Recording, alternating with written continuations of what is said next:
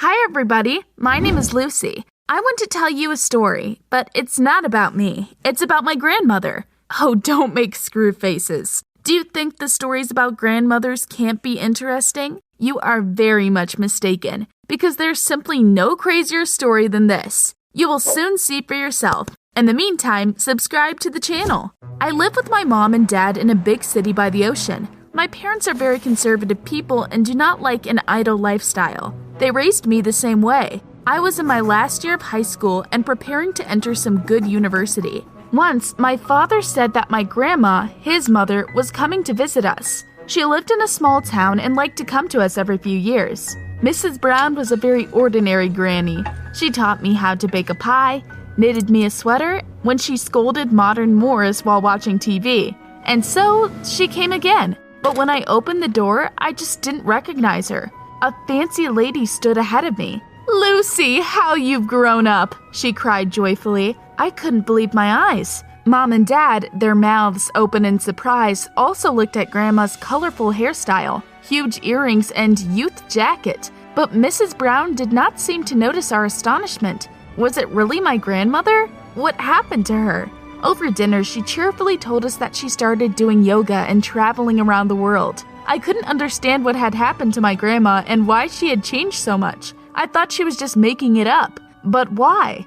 After dinner, Granny and Dad went to the study and talked about something for a long time, privately. It seemed a bit strange. Before going to bed, my dad came up to me and said, "Lucy, I want you to look after my mother." He was very puzzled and didn't say anything else. I still didn't know what had happened, but I promised to keep an eye on her. The next day, when I returned from school, I found my grandmother going for a walk. She said she wanted to shoot videos for her TikTok. What? Did my Nana have a TikTok? I remembered that my dad asked me to keep an eye on her, so I said I'd keep her company. We went to some fashion boutique. My grandmother was trying on some pieces from the latest collection, and I looked at her and couldn't believe that a couple of years ago, she was knitting me a sweater and scolding Miley Cyrus's look. After shopping, we sat down in a trendy cafe for a chocolate muffin. I started ferreting out my grandmother's secret, but she answered my questions very evasively and I never learned anything. I thought Mrs. Brown lost her mind. Then my dad called me and I stepped aside. "How's Ma?" he asked. "It's all right. We are walking. I'm looking after her," I said. But as soon as we stopped talking, I suddenly saw that Granny was missing. I ran to search for her. I went all around, but Mrs. Brown was nowhere to be found.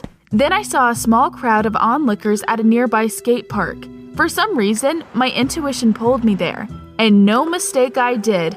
All these surprise turnouts were watching an awesome old lady who was trying to learn how to skate. I realized that my grandmother completely went nuts. But what should I do? Call an ambulance? At one point, Mrs. Brown lost her balance on the board and fell over. I ran to her and helped her up. "Grandma, are you all right?" I asked, frightened. "Everything is just super duper, Lucy. It's so much fun," she replied. "Come on, we need to get to another place. I was encouraged by the guys here." And she led me somewhere down the street. But where were we going? I already wanted to get my grandmother home as soon as possible. It got dark outside as we walked. Finally, we were outside a trendy nightclub. "It seems to be here. Are you ready to live it up?" asked Mrs. Brown cheerfully. She grabbed my arm and pulled me inside. I'd never been to a nightclub and believed them to be a waste of time, so I sat down on the sofa in the far corner and watched in surprise as my grandmother had fun with the young partygoers. It seemed that she took to it like a duck to water and was accepted as one of the company. Such changes in my grandmother were still a mystery to me, but I was no longer surprised by anything. At some point, I relaxed and suddenly felt that I was starting to like it here. Why hadn't I gone to parties before and had only been busy studying? And then I remembered that I didn't have my homework done.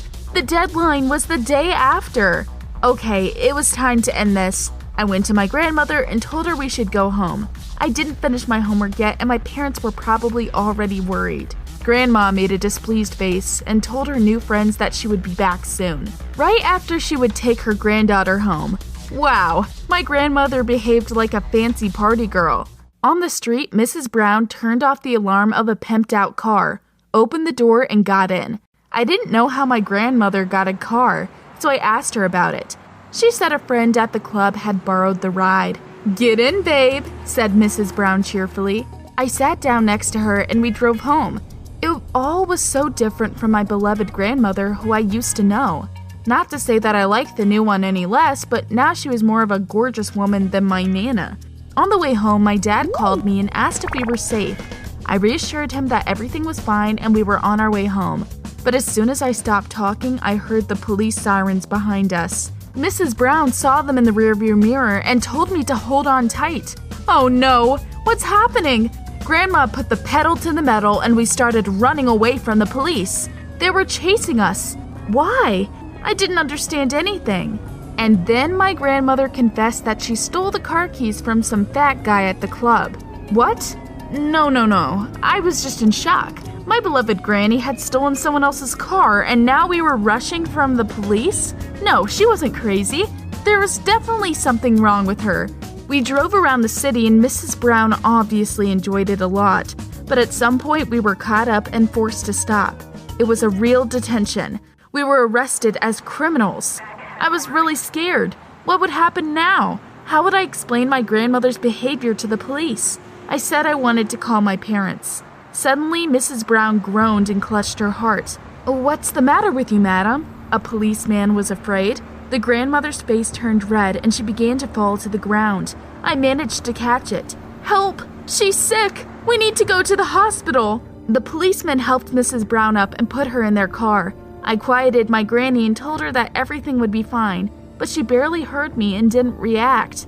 At the hospital, she was immediately put on a gurney and taken to the ward. The police officer waited at the entrance and I demanded to be allowed to see my grandmother. Finally, I persuaded the doctor and was allowed to visit her for a short time.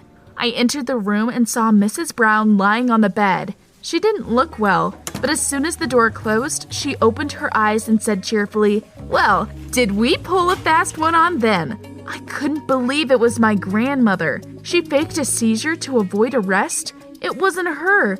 It's kind of a cool teenager. "We need to get out of here before they see through the deception," Mrs. Brown said and grabbed her belongings.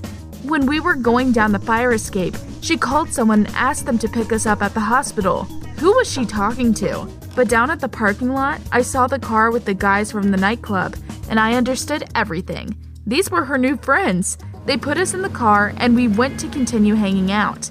The party we came to was held in a luxury mansion on the ocean.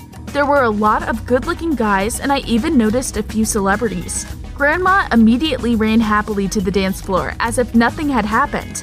I stopped being surprised at anything. I realized that I couldn't finish my homework today, and I couldn't leave Mrs. Brown alone, especially since I started to like this adrenaline.